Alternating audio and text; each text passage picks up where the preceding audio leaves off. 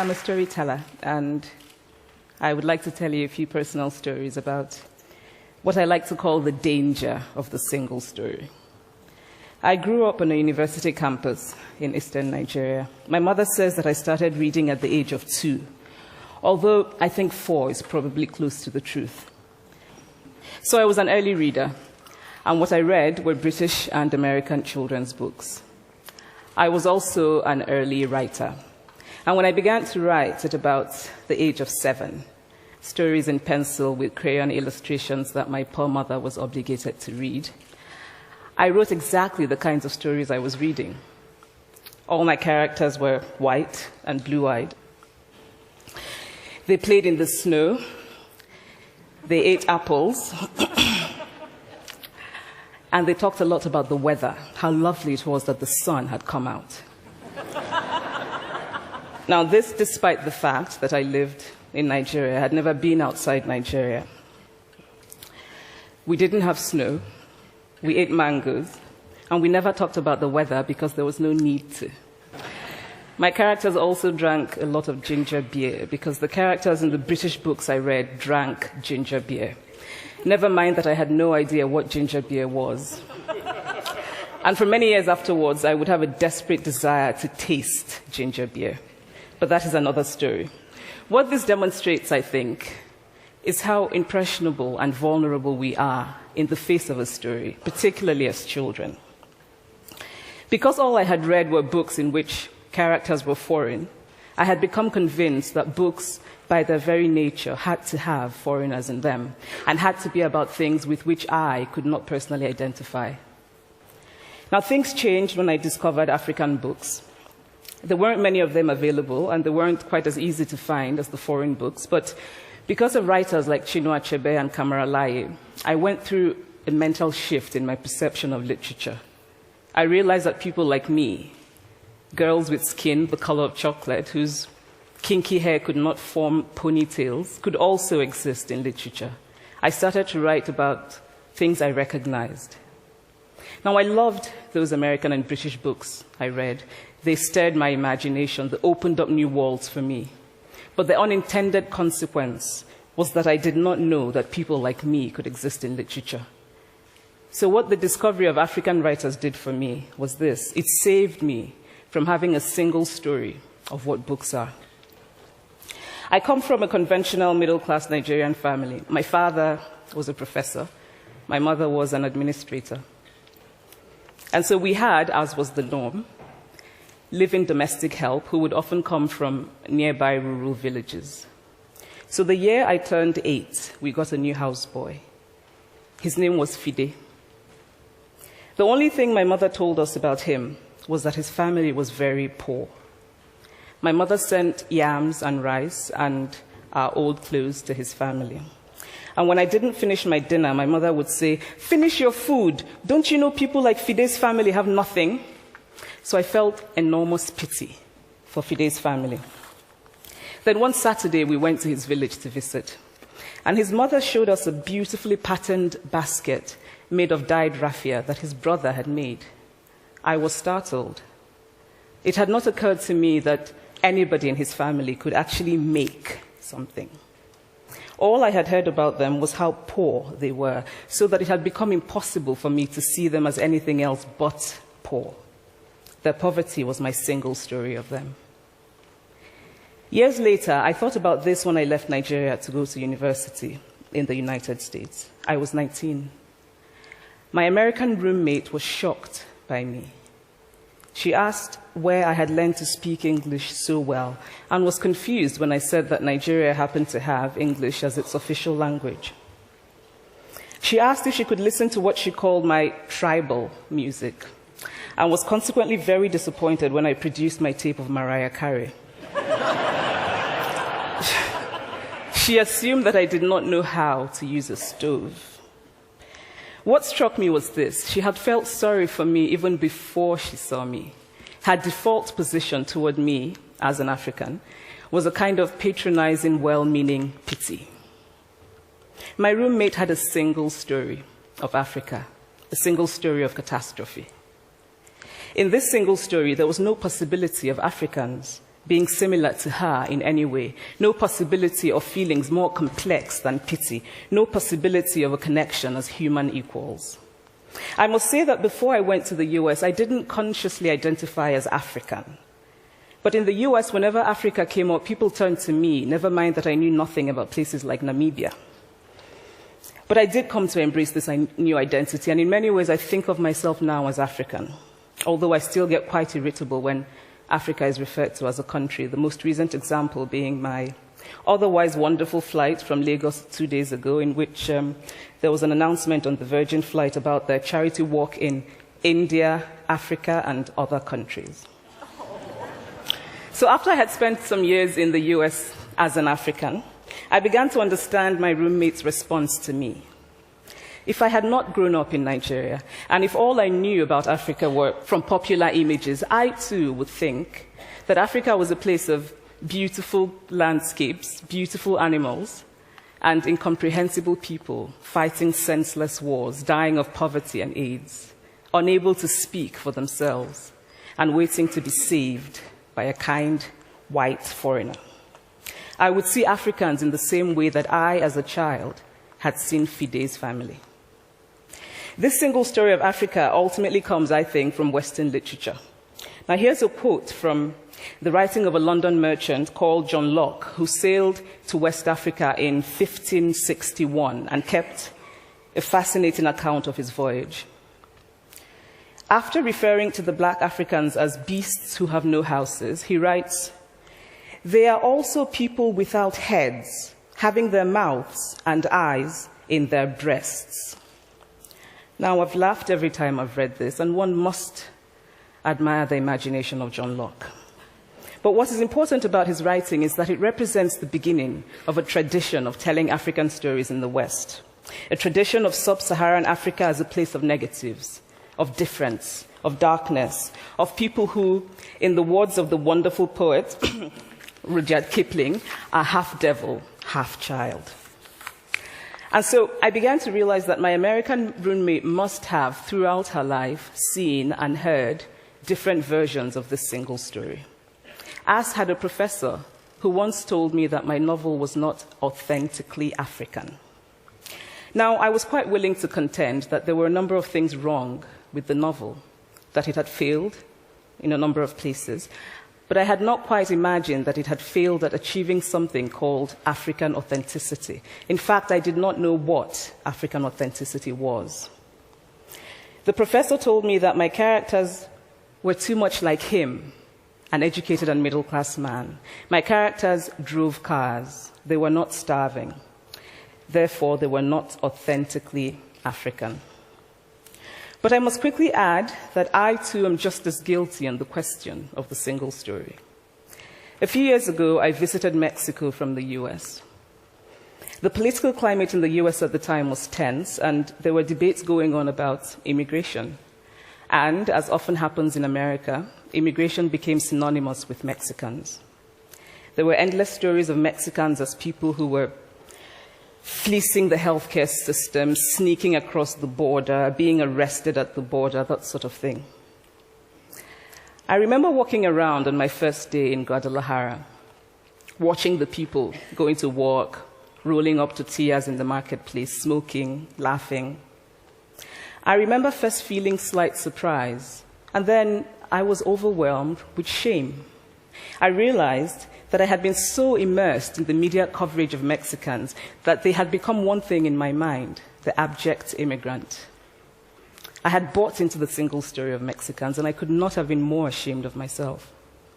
So that is how to create a single story. Show a people as one thing, as only one thing, over and over again, and that is what they become. It is impossible to talk about the single story without talking about power. There is a word, an Igbo word, that I think about whenever I think about the power structures of the world, and it is nkali. It's a noun that loosely translates to be greater than another. Like our economic and political worlds, stories too are defined by the principle of nkali. How they are told, who tells them, when they are told, how many stories are told, are really dependent on power. Power is the ability not just to tell the story of another person, but to make it the definitive story of that person. The Palestinian poet Mourid Barghouti writes that if you want to dispossess a people, the simplest way to do it is to tell their story and to start with secondly. Start the story with the arrows of the Native Americans and not with the arrival of the British, and you have an entirely different story. Start the story with the failure of the African state and not with the colonial creation of the African state, and you have an entirely different story. I recently spoke at a university where a student told me that it was such a shame that Nigerian men were physical abusers like the father character in my novel. I told him that I had just read a novel called American Psycho,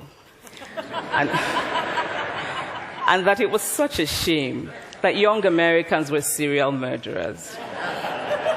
Now,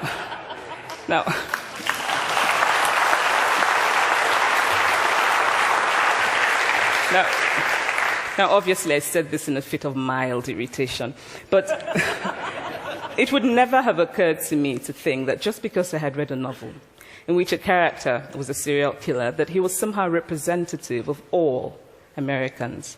And now, this is not because I'm a better person than that student, but because of America's cultural and economic power, I had many stories of America. I had read Tylan, Updike, and Steinbeck, and Gateskill. I did not have a single story of America. When I learned some years ago that writers were expected to have had really unhappy childhoods to be successful, I began to think about how I could invent horrible things my parents had done to me. But the truth is that I had a very happy childhood, full of laughter and love, in a very close-knit family.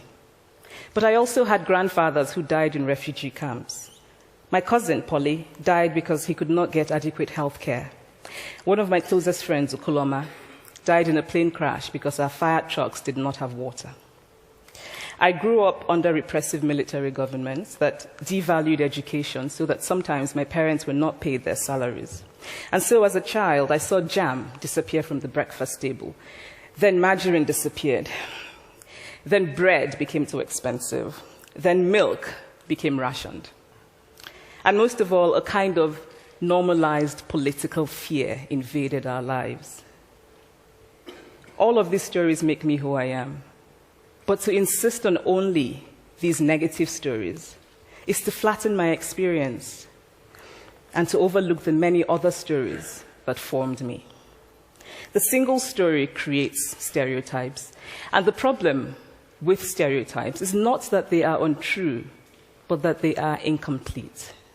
They make one story become the only story. Of course, Africa is a continent full of catastrophes, the immense ones, such as the horrific rapes in Congo, and depressing ones, such as the fact that 5,000 people apply for one job vacancy in Nigeria. But there are other stories that are not about catastrophe, and it is very important, it is just as important to talk about them. I've always felt that it is impossible to engage properly with a place or a person without engaging with all of the stories of that place and that person. The consequence of the single story is this: it robs people of dignity. It makes our recognition of our equal humanity difficult. It emphasizes how we are different rather than how we are similar.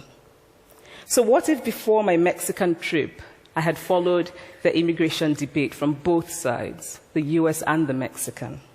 What if my mother had told us that Fide's family was poor and hardworking? What if we had an African television network that broadcast diverse African stories all over the world, what the Nigerian writer Chinua Achebe calls a balance of stories? What if my roommate knew about my Nigerian publisher, Mukhtar Bakare, a remarkable man who left his job in a bank to follow his dream and start a publishing house? Now, the conventional wisdom was that Nigerians don't read literature. He disagreed. He felt that people who could read would read if you made literature affordable and available to them. Shortly after he published my first novel, I went to a TV station in Lagos to do an interview. And a woman who worked there as a messenger came up to me and said, "I really liked your novel. I didn't like the ending. Now you must write a sequel, and this is what will happen." And she went on to tell me what to write in the sequel. Now, I was not only charmed, I was very moved. Here was a woman, part of the ordinary masses of Nigerians who were not supposed to be readers. She had not only read the book, but she had taken ownership of it and felt justified in telling me what to write in the sequel. Now, what if my roommate knew about my friend, Fumi Yonda, a fearless woman who hosts a TV show in Lagos and is determined to tell the stories that we prefer to forget? What if my roommate knew about the heart procedure that was performed in a Lagos hospital last week? What if my roommate knew about contemporary Nigerian music, talented people singing in English and Pidgin and Igbo and Yoruba and Ijo, mixing influences from Jay-Z to Fela to Bob Marley to their grandfathers?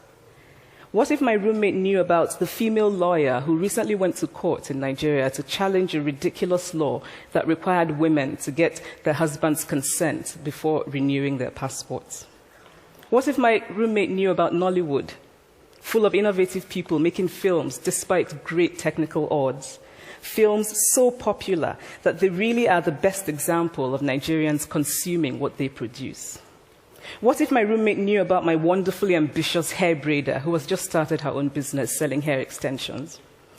Or about the millions of other Nigerians who start businesses and sometimes fail, but continue to nurse ambition? Every time I am home, I am confronted with the usual sources of irritation for most Nigerians: our failed infrastructure, our failed government, but also by the incredible resilience of people who thrive despite the government rather than because of it. I teach writing workshops in Lagos every summer, and it is amazing to me how many people apply, how many people are eager to write, to tell stories. My Nigerian publisher and I have just started a non-profit called Farafina Trust, and we have big dreams of building libraries and refurbishing libraries that already exist and providing books for state schools that don't have anything in their libraries, and also of organizing lots and lots of workshops on reading and writing for all the people who are eager to tell our many stories. Stories matter. Many stories matter. Stories have been used to dispossess and to malign, but stories can also be used to empower and to humanize. Stories can break the dignity of a people, but stories can also repair that broken dignity. The American writer Alice Walker wrote this about her southern relatives who had moved to the north, and she introduced them to a book about the southern life that they had left behind. They sat around reading the book themselves, listening to me read the book, and a kind of paradise was regained. I would like to end with this thought, that when we reject the single story, when we realize that there is never a single story about any place, we regain a kind of paradise. Thank you.